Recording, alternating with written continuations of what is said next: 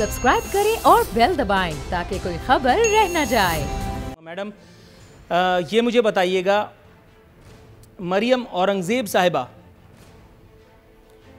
लेकिन इससे पहले मैं आपको ये बताते हुए नहायत मुसरत महसूस कर रहा हूँ, खान साहब ने हस्बे वादा एक और अंग्रेज़ मतलब एक और गैर मुल्की की दिहाड़ी का रोज़ी का बंदोबस्त किया है। उन्होंने वादा किया था, आपको याद होगा इलेक्शन से पहले, कि हमारे दौरे हुकूमत में लोग बैरून मुल्क से नौकरियों के लिए आएंगे।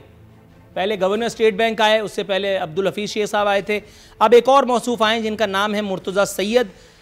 3 साल के लिए मौसूफ़ को डिप्टी गवर्नर स्टेट बैंक तैनात कर दिया गया है। और हुस्न इत्तेफाक़ी के ये से शक खुदा न खास्ता मत कीजिएगा, क्योंकि ये हुज्जाज कराम की हुकूमत है। IMF से ये भी मौसूफ़ वाबस्ता रह चुके हैं। मैडम, सारे इत्तेफाकात अगर इसी दौर में हो जाएं तो फिर मैं अकल का अंधा क्यों करना हुकूमत वक्त पर शुबा करूं। नेशनल सिक्योरिटी डिसाइड करने वाले एक अहम तरीन इदारे में भी इस वक्त एक मौसूफ़ ऐसे बैठे हुए हैं कि जिनका नाम कहीं ऊपर से आकर के गिरा था। उस मीटिंग में बैठने से पहले तक वो गैर मुल्की थे और उसके बाद फिर अचानक उनकी लॉटरी निकल आई तो इमरान खान साहब ने उनको नेशनल सिक्योरिटी तय करने वाले इदारे में बिठा दिया। मतलब ये किस किस्म का नया पाकिस्तान है जो पुराने पाकिस्तान से भी बहुत ज़्यादा गया गुजरा महसूस होता है।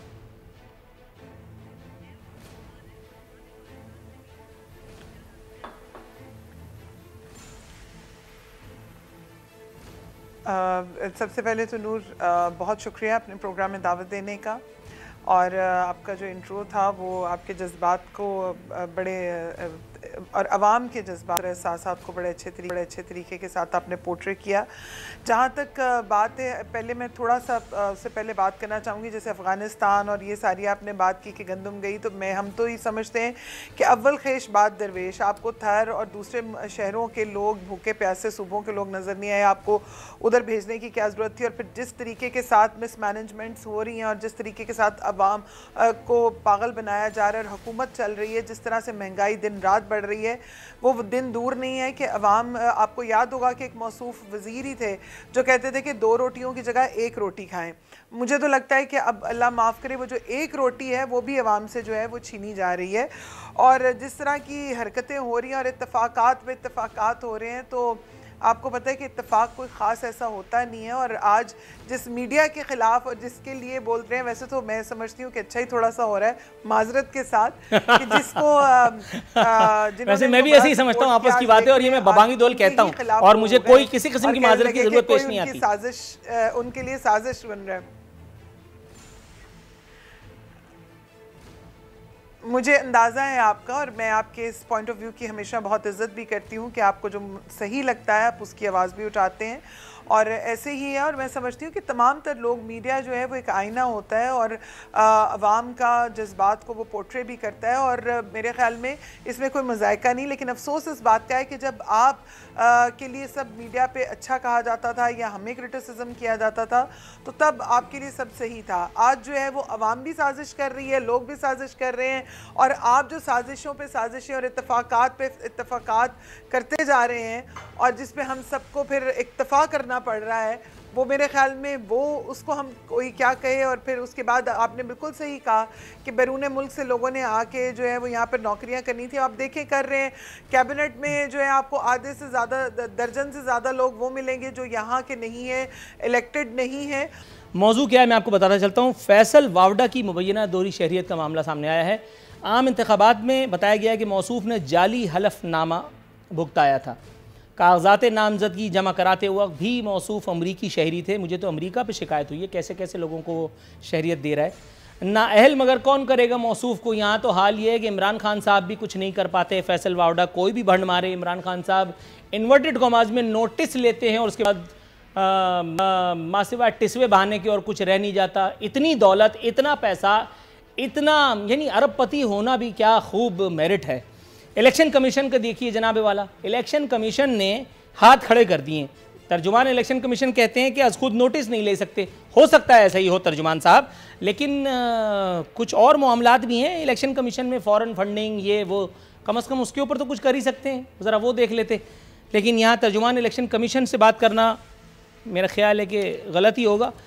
ये ख़बर मैं आपको बता देता हूँ जनाब वाला, फैसल वावडा की दोहरी शहरियत को किसी ने चैलेंज नहीं किया। पीपल्स पार्टी से ताल्लुक़ रखने वाले वावडा के मुखालिफ उम्मीदवार अब्दुल कादिर मंदूखेल ने वावडा की नामजदगी को मनसूख करने की दरख्वास्त दायर की। ताहम चंद समातों के बाद ही मंदूखेल ने अपनी दरख्वास्त वापस ले ली। भला क्यों? ये है अहम मुद्दा।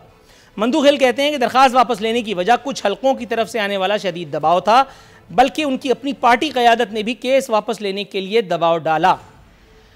कादिर मंदूखेल साहब, हुजूर वाला, खबर जो मैंने पढ़ी, दीदा और दानिस्ता मुझसे कोई गलती हुई है या वाकई आप इस बात की तायीद फरमाएंगे कि आप पर कुछ हलकों ने फैसल वावडा के खिलाफ इस केस से दस्तबरदार होने के लिए दबाव डाला, प्लस आपकी जो जमहूरियत की चैम्पियन पार्टी है पाकिस्तान पीपल्स पार्टी, उसने भी आपसे कहा कि मियाँ हाथ खड़े कर लो। क्या कहेंगे हुजूर?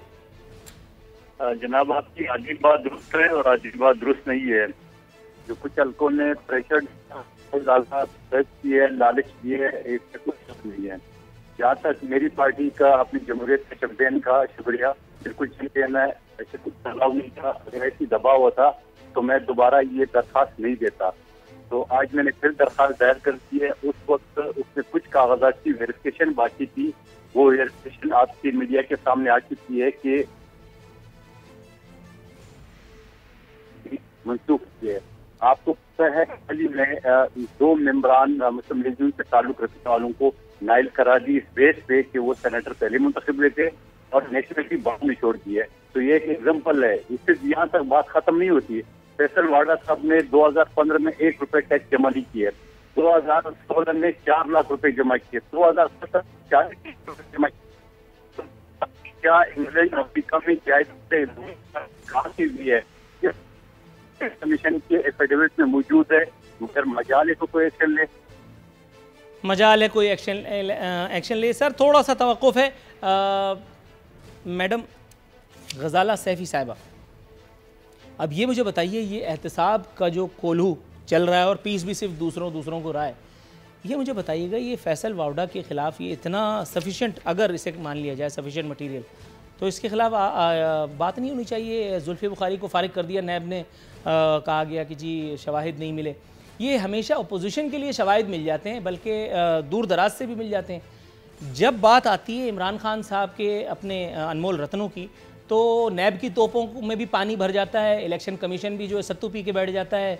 बड़े से बड़ा चैम्पियन, बड़े से बड़ा जगादरी जो बड़ी फिल्मी बातें कर रहा होता है, वो भी जो है वो तय करके रह जाता है। ऐसा क्यों?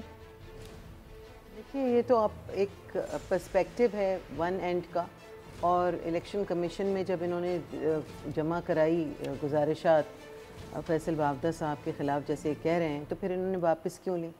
और इनके पास अगर सही सबूत मौजूद हैं तो फिर इलेक्शन कमीशन का काम है।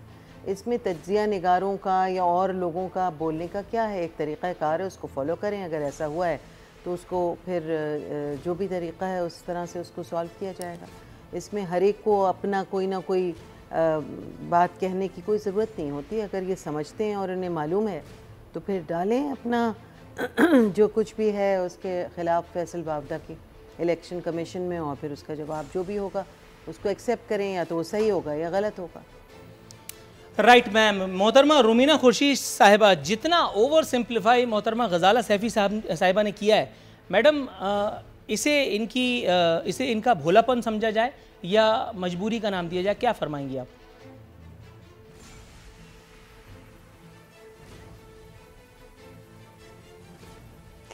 देखिए, गजाला सैफी साहिबा जैसे लोग जो हैं बड़े मासूम और बहुत अच्छे हैं, मेरी ऑनरेबल कोलीग हैं और आई डू रिस्पेक्ट हर। लेकिन मसला ये है कि अब आप क्या क्या डिफेंड करेंगे और किस किस तरह से डिफेंड करेंगे। हर एक चीज़ जो भी आप काम उठा के देख लें, गवर्नमेंट का जो भी चाहे वो कोई नोटिस जारी हो रहे हों या नोटिफिकेशन हो रहे हों, चाहे वो गोल मेज़ कॉन्फ्रेंसेस हों जो कि हर वक्त चलती रहती हैं, या वो मोहतरमा जो नशरियात की हैं वो कोई ना कोई बयान दे रही होती हैं, तो आप किस किस बात के ऊपर जो है वो हम बात करेंगे और किस किस रोने को हम रोएंगे और कहाँ कहाँ पे होगा। और अभी तो बहुत कुछ और निकलेगा, क्योंकि दुनिया नूर मैं समझती हूँ मकफ़ाते अमल है। और अगर हम देखें पहले दिन से लेके आज दिन तक सो कॉल्ड सिलेक्टेड वज़ीर आज़म साहब जहाँ जहाँ जो फरमाते रहे, अभी आपने ख़ुद भी जो है वीडियो क्लिप्स चलाए और उन वीडियो क्लिप्स के अंदर आप देखें जो कुछ वो बातें कहते आए, उनकी अपने दौरे हुकूमत में वो तमाम तर चीज़ें हो रही हैं, तमाम तर चीज़ें हो रही हैं और उन्हीं के हाथों हो रही हैं।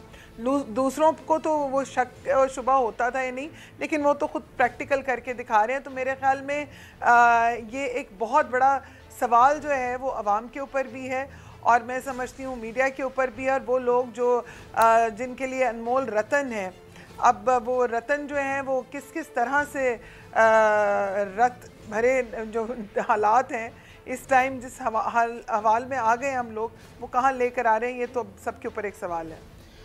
Got your point ma'am. मोहतरमा गजाला सैफी साहिबा, ये लीजिए एक और खाने कमाने की खबर मिल गई। देखिए मुझे एंड टाइम पे याद आ गया, CPNE ने साल 2019 मीडिया के लिए बुरा साल करार दे दिया। हालांकि ये ओवरऑल पूरे पाकिस्तान के लिए बुरा साल था। Council of Pakistan newspapers editors की जानिब से जारी करदा पाकिस्तान मीडिया फ्रीडम रिपोर्ट 2019 के मुताबिक पाकिस्तान में मीडिया के लिए साल बुरा रहा। गुज़िश्ता सालों की तरह साल 2019 में भी पाकिस्तानी मीडिया के लिए सख्त पाबंदियों, सख्तियों, कत्ल और सेंसरशिप जैसे मसाइल की शिद्दत रही। दावों के बरखिलाफ मीडिया की आज़ादी और आज़ादी इजहार पर कदगन लगाने के लिए किसी न किसी बहाने साल 2019 को भी भरपूर तौर पर इस्तेमाल किया गया। वफाकी हुकूमत ने मीडिया के गिरद शिकंजे को मज़ीद सख्त करने के लिए खुसूसी मीडिया ट्रिब्यूनल्स भी बनाने का ऐलान किया।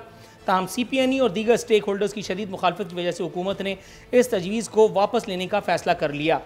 पैमरा के हवाले से रिपोर्ट में बताया गया है कि पैमरा ने न सिर्फ टेलीविजन चैनल्स को भेजा और बेतहाशा नोटिस भेजे, बल्कि कुछ एंकर्स पर TV प्रोग्राम्स में अपने राय के इजहार और TV टॉक शोज़ में शिरकत पर पाबंदी भी लगा दी गई। ये वो मीडिया है जिसने तब्दीली का सुरमा बड़े चाव से, जाहिर फी सबीलिल्लाह तो नहीं, सबने जाहिर है कि बड़े मामलात किए थे, DSNGयाँ ऐसे ही तो नहीं मूव कर जाती हैं, बड़े चाव से जिन्होंने तब्दीली का सुरमा पब्लिक की आंखों में झोंका और कहा गया कि जी इमरान खान आएगा तो फिर ये होगा और वो होगा, कख भी नहीं हुआ। उसी मीडिया को अपने लोगों को धड़ाधड़ नौकरियों से निकालना पड़ा। इश्तिहारात की मद में जो खसारा हुआ वो अलग। मैडम क्या फरमाएंगी, आज़ादी इजहार के लिए बुरा साल, मतलब ये तो पूरे पाकिस्तान और पाकिस्तानियों के लिए बुरा साल था ना? देखिए जिस तरह इस वक्त आपने बबांगे दोहल प्राइम मिनिस्टर के बारे में जो अल्फाज और जो क्रिटिसिज्म किया, मैं अपनी बात थोड़ी कर रहा हूं, मैं तो ओवरऑल मुल्क की बात। आप भी मीडिया के हिस्सा है ना, मैं तो अभी यहीं से उठाऊंगी इस बात को कि अगर आप यहाँ बैठ के इस तरह एक प्राइम मिनिस्टर के लिए जो चाहा क्लिप्स भी निकाले, पुराने भी निकाले, हर कुछ बात की और उनको क्रिटिसाइज़ किया, ओपन क्रिटिसिज्म किया, एक गवर्नमेंट रिप्रेजेंटेटिव भी आपके सामने बैठी है, एक ऑपोजिशन की भी मेंबर आपके पास मौजूद है, और आपने बिल्कुल अपनी तौर पे जो आपने सोचा चाहा वो आपने प्रेजेंट किया।